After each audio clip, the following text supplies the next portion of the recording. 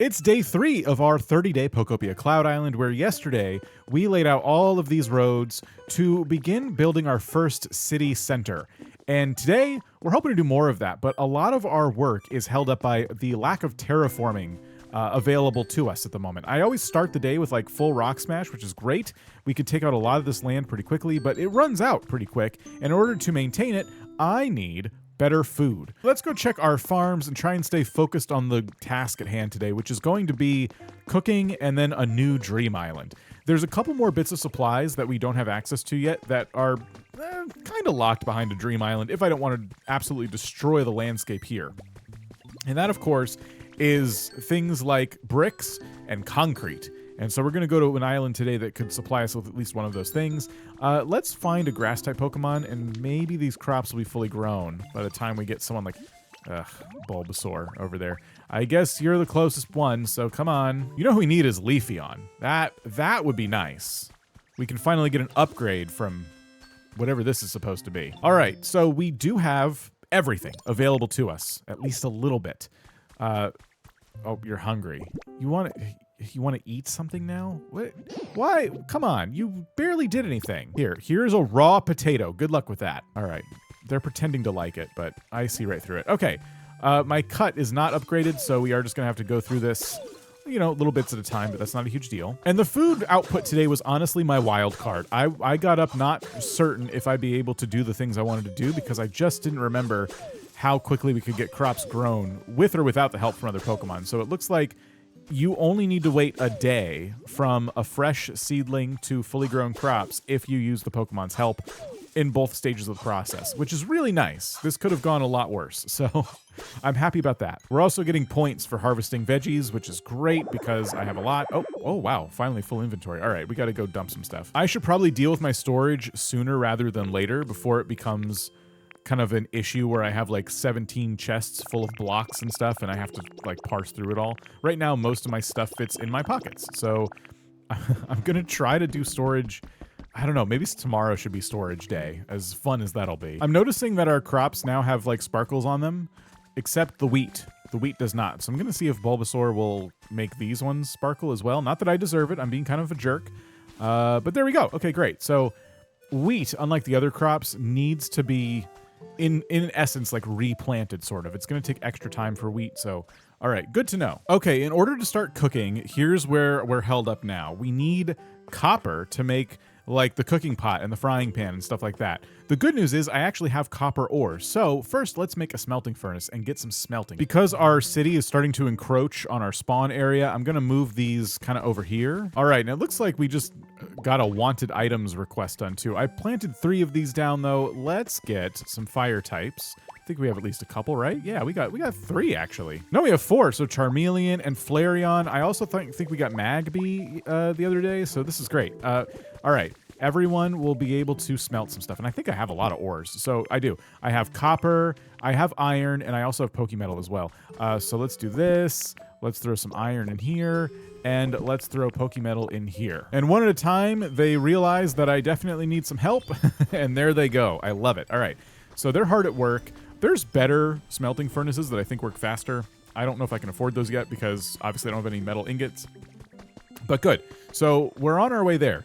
Is there anything I can do to cook in the meantime? The only item I have that even seems remotely kitchen related is the sink. So yeah, I don't think I really have any frying pans that I stole from anywhere yet. Okay, this isn't a huge problem. We can at least get started. I can maybe make some counters and... Ooh, can I make the counters? Oh, they're Pokemetal. Okay, well, I really like those counters, so I'm gonna wait until I have some Pokemetal. You can do some cooking on a campfire if you have the little cooking apparatus I'm trying to think of. It's like a little pot and you can put it on the campfire. Maybe other items do that too, but this one item I'm trying to remember actually sits on top of the campfire, which is really cool, but I don't think I can craft it. We're gonna check the Pokemon Center though. I'll collect my rewards for harvesting veggies and I'll see if they're selling anything that could make cooking a meal possible. Aha, okay, so this is the stylish cooking pot. This does go directly on campfires.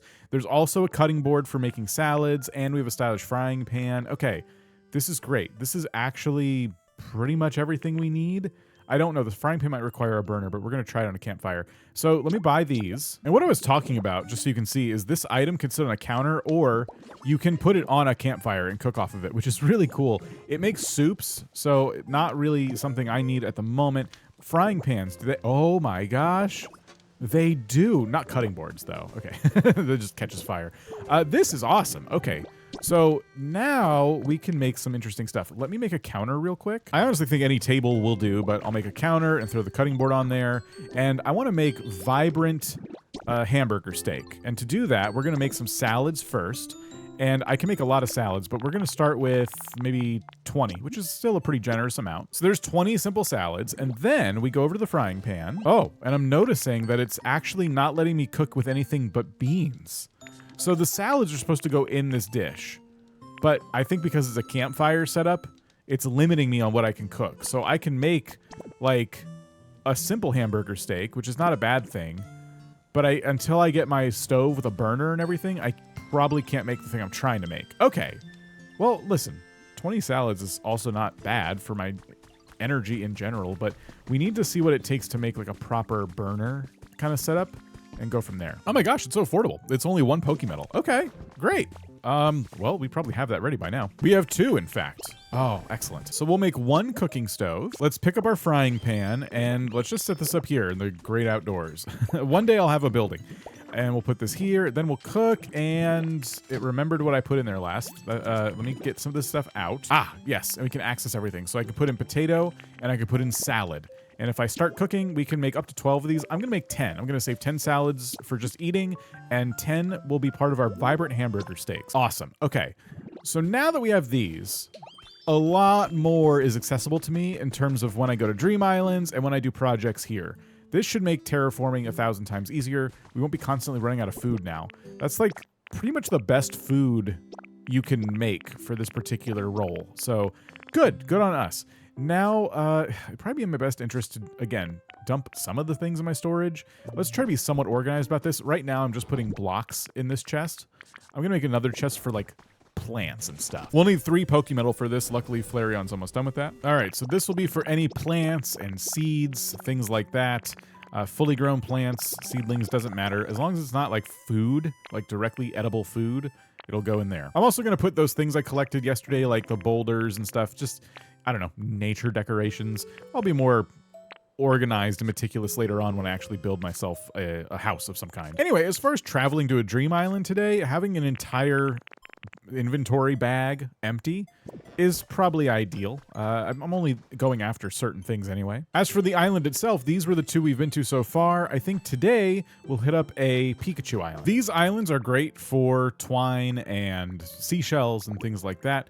So we'll certainly be going and getting some of those, but I think there'll be some other ores and stuff that are good too. I believe in particular, it's not just ores, I believe clay. You could find clay here. I hope I'm right, because I really want to make progress towards some real building projects, and stuff like clay is going to be really important for that. While we're at it though, this stuff, all valuable in terms of crafting materials, so I'm grabbing it. Oh, by the way, I don't know if you know this, but I learned this recently, and it kind of changed the way I use these islands.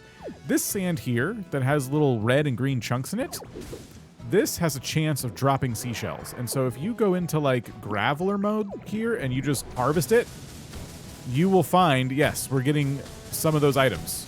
We got shells, we got the, whatever it's called, the glass. We also got a little flood going on. So if you ever come here and you're kind of tired of walking the beaches just to get those items, definitely break up that sand. Gathering twine and non-burnable trash, I believe, was, yeah, it was 2 of our daily objectives as well, so we get some free money from that. Tons of items up on the cliff today, oh my gosh. Large narrow rug, recycling bin, tea set, large square rug, simple cushion, metal drum, and usually there's something in these very interestingly placed houses.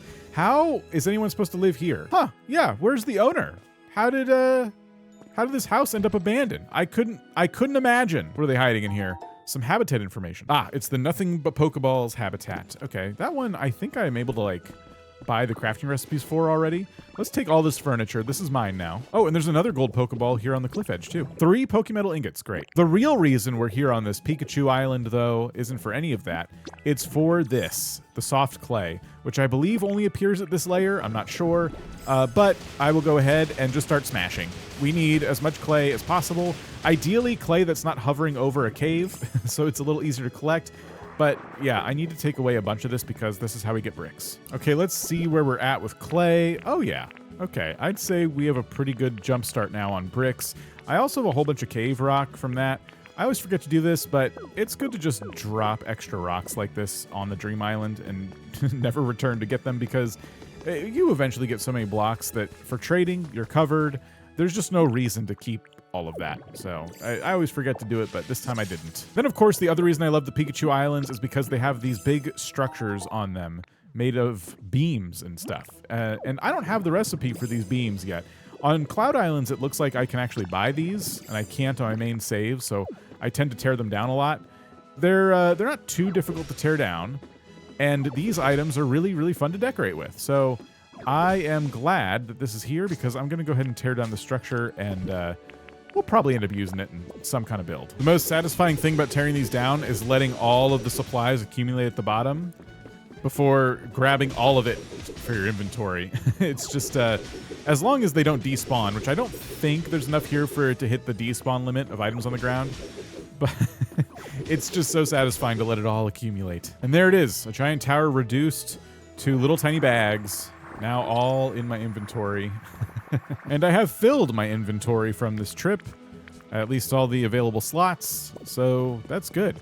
I think that's really great progress, and we can go ahead and move on to our next task of the day. I don't know if I have room for these logs. Well, I barely have room. I have like a tiny bit of room. Okay, good. So more lumber too. I am doing everything I can to just accumulate as much stuff as possible. It's getting pretty dire. I might have to move up my plans of making my house and stuff to a little bit earlier, just because I don't have enough room now.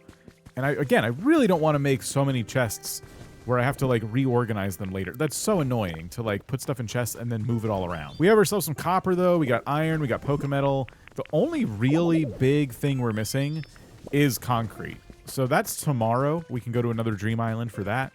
And then that's like all the major materials. Oh, of course, I need someone to actually start making me bricks. Let me see where Magby went. Okay, Magby lives here. Let's call you in. Let's get you working on some bricks. Even though it's annoying, I've made a chest for all of my like gatherable materials that are either crafting materials or that can be turned into, refined into more crafting materials. And clearing up the space is important because yeah, I think I'm gonna need to do something about the storage situation like right now. So let's ask ourselves a simple question. Where do I live? We have this whole city potentially at our disposal. And by whole city, I mean we have plans for a city. I do think this modest 12 by 12 plot is the place for me. It's not too big and it's not too small. I can build it up and have, you know, everything I need on various floors. We could have a kitchen on one floor. We could have a storage area on another floor. And we can have a cool little lobby down here with an elevator bringing me up to where I need to go. And the other reason I really like living close to a Pokemon Center is because whenever you go to Dream Island, Drifloon always drops you off at the Pokemon Center. So I usually have to like go to the Pokemon Center on my main save and then teleport back to my house, which is a little frustrating. And if you're using like a minecart system to get around, the carts are never where you left them. It's just kind of annoying. So I can foresee a lot of problems not living near the Pokemon Center.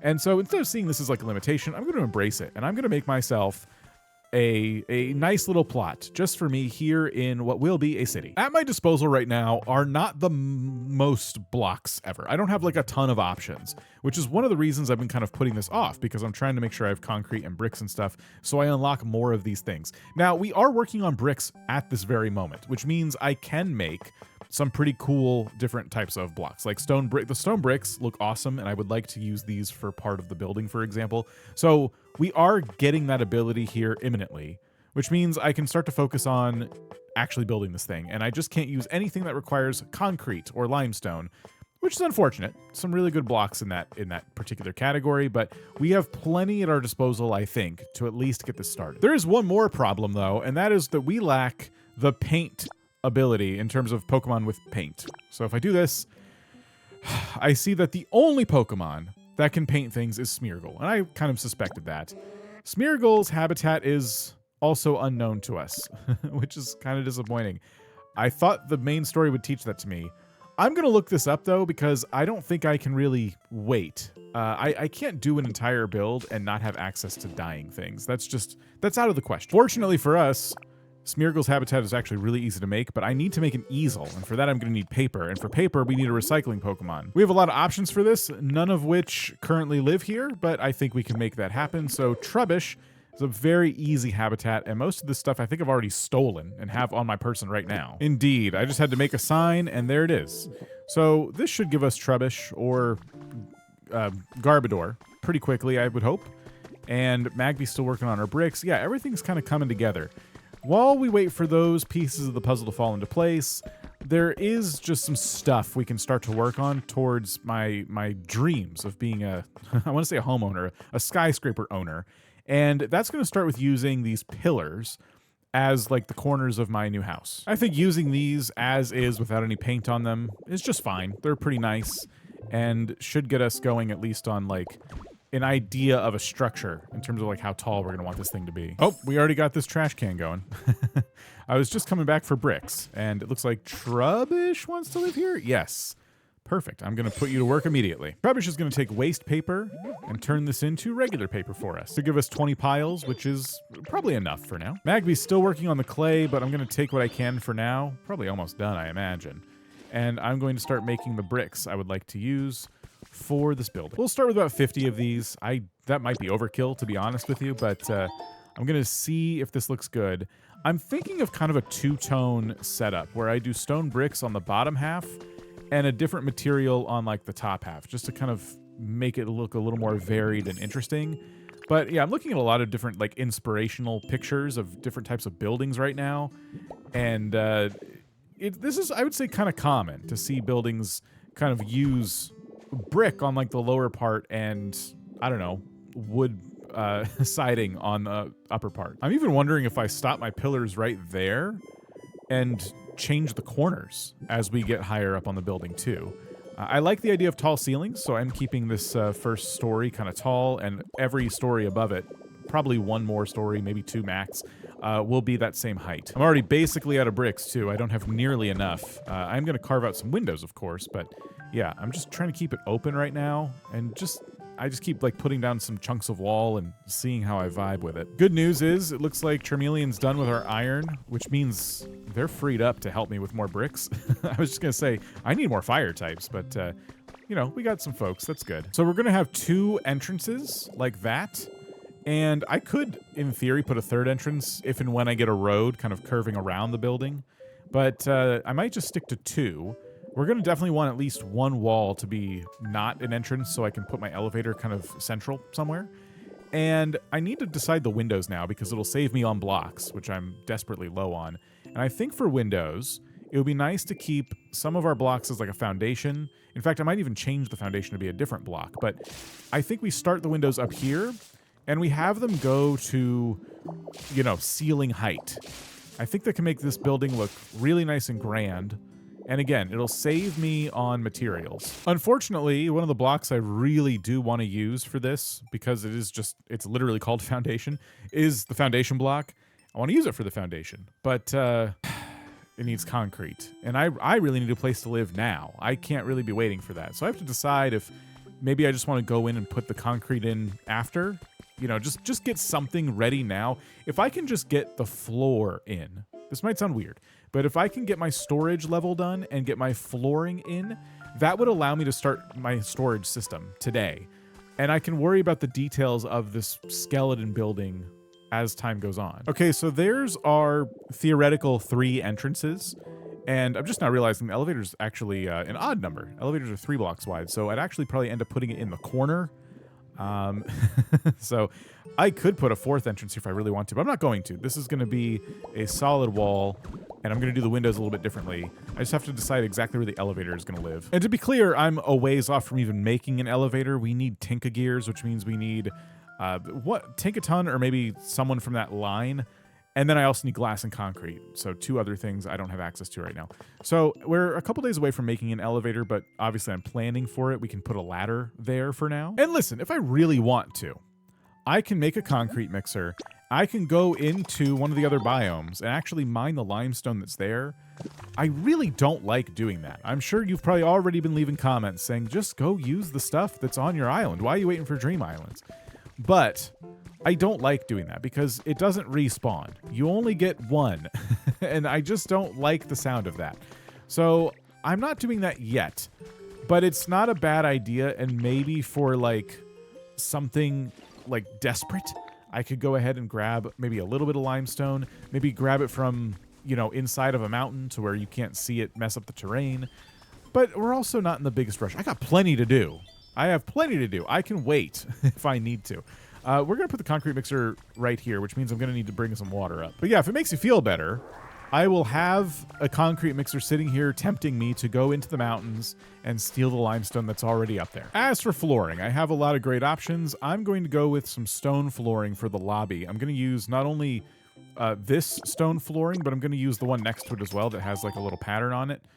By pattern, I mean it has a line going through the middle.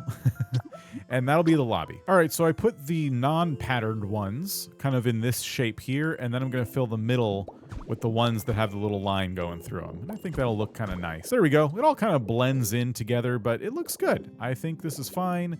It's just our lobby. This is going to have, maybe, I don't know, maybe a fountain in the middle and some little benches, maybe some vending machines. Anyone can come in here and distract themselves with all the little goodies in here. I'm going to be living up top in the other floors.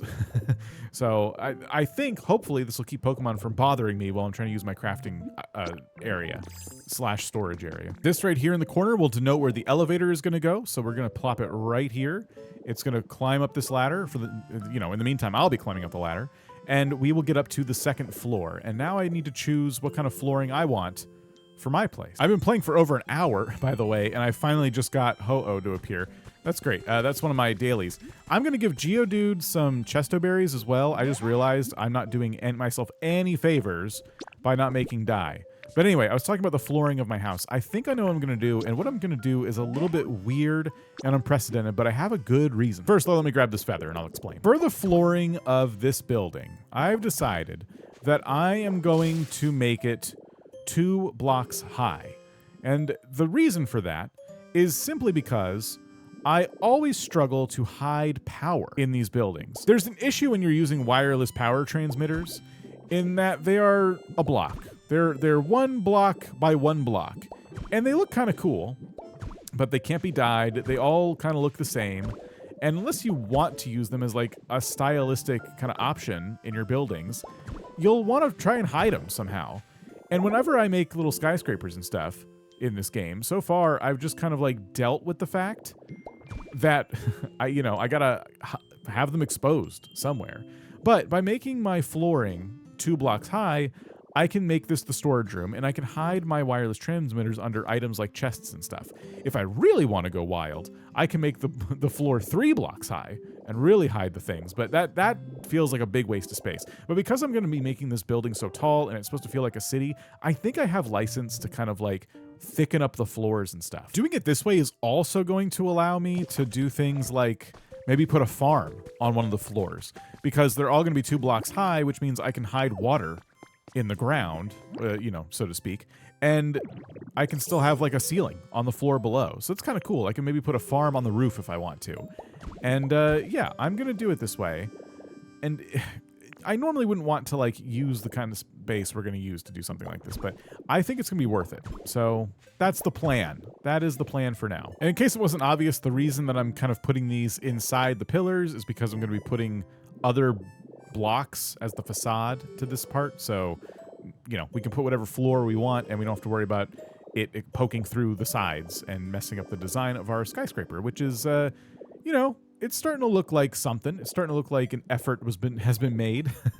I now have to figure out what the heck I'm going to do between the 2 floors here, and what block are we transitioning to from this brick. I think one option could be plaster wall. It's pretty cheap. It's seashells, and I mean we are on a Pikachu Dream Island today, so we could go back if we need to. And it's, I would say, a pretty inoffensive wall. It kind of is reminiscent, in my opinion, to what apartment complexes like to do. That's like a lot of the buildings I ended up looking up would be like a brick facade on the bottom part, and then it'd be like a plaster looking or a vinyl siding looking top part of the building. So I just want to see if it looks any good, I guess, and just go from there. I do think we're going to need something else to break this up, though. Like, maybe we can do, once we get it, like concrete blocks across the top here, just to make it look a little more interesting, visually speaking. And then from there, we can go up to the next story where, yeah, maybe we use plaster wall. I don't know. We'll just try it. And if I keep the trend of doing really tall windows, I actually think that could look pretty good. We won't know until I start to decide on more blocks, like other blocks that are going to accent this. But I do think so far, just looking at the front, the transition from like a very busy brick up to a really clean looking plaster wall, it kind of works for me anyway. I actually don't think this looks too bad. I'm also curious about ditching the pillars from here and actually letting the plaster just be around the entire, corner of the building.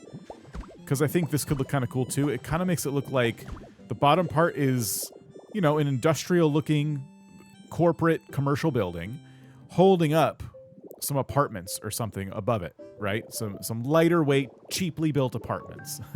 I don't know. I'm making excuses for it. And part of that is because I am just low on materials and I'm trying to like keep a build going and also save some of it for when I get better materials. You know what I mean? I want to be able to still build stuff even though I don't have everything I need. Anyway, let's just kind of fully commit to it. I'll keep making plaster walls. In the future, if this starts to look kind of ugly, we have magnet rise. It's very easy to just swap it out using replace mode. All right, at this stage, I'm probably not done adding height to the ceiling, but maybe we're done using plaster and we start to use whatever block we're going to use for the roof. I was thinking 3 stories, but actually the more I think about it, 2 is probably just right. The third being a rooftop garden like I was talking about or something like that. Like we can still make the roof functional, but yeah, I kind of like the idea of now keeping this, more or less a smaller building, since it's going to feel weird if we keep going up like this with just plaster. I think it's going to start to look kind of blech. The next thing I need to decide are the walls everywhere but the front of the building. So this is the front of the building, and we're doing nice floor-to-ceiling windows. The reason we're doing full walls here, though, is because I'm going to be putting stuff all over them. I'm going to be putting chests and crafting benches and things like that. So we're starting with a lower wall, and then I'm going to decide from there. I'm going to want windows, but I'm going to decide from there how big or small I want these windows. I'm thinking something like this gives me a lot of space to kind of put stuff on walls, even label some things on walls if I want to, without worrying about blocking any windows. And we still get some light coming in from the top area. I think it also adds some character to the sides of the building outside, but I will admit, it is a little depressing looking. Let's do whatever we want. Let's block our window. Who cares? It's our building. From the outside, it's still going to look good. Yes, some of the windows will be blocked, but also some of them won't. Normally on the back wall, because of the elevator and stuff, I would try to do something a little more interesting, like on the whole wall, just to keep it kind of symmetrical. But I'm actually kind of thinking we make it solid just in the corner. And this could be an opportunity to try and give the building a little more character. So we're going to do our normal windows down here, but then this part of the wall will just be completely closed off. And if I wanted to, I could use a completely different material and go from here all the way up with that material. And that could be kind of interesting looking from one side of the building. I'm out of brick again, so I can't even demonstrate what it would look like with just brick, but you get the idea. So that's what's looking like right now. And I know I sounded kind of certain earlier, but I'm still having doubts that I keep it 2 stories. I may extend it up a little bit, but I'm honestly running out of time. So we're going to save more of this building for tomorrow. What's nice is I actually have a place to store things, and I'll do that organization off camera. It's so boring. So I will get these chests organized, and, I can't give myself this place as a house just yet because I don't have enough things to close it off. But this is looking pretty good, and soon we'll have everything else we need to actually make it into a real building. For only 3 days worth of progress, though, I'd say this is pretty good. We already have a place to live, potentially. Uh-oh, I can't... Doing this with the tripod camera's hard. So we'll be back tomorrow. That video's on screen now if you want to watch it. And, I don't even know if I want to make plans, because today's plans went awry. Tomorrow's will probably do the same.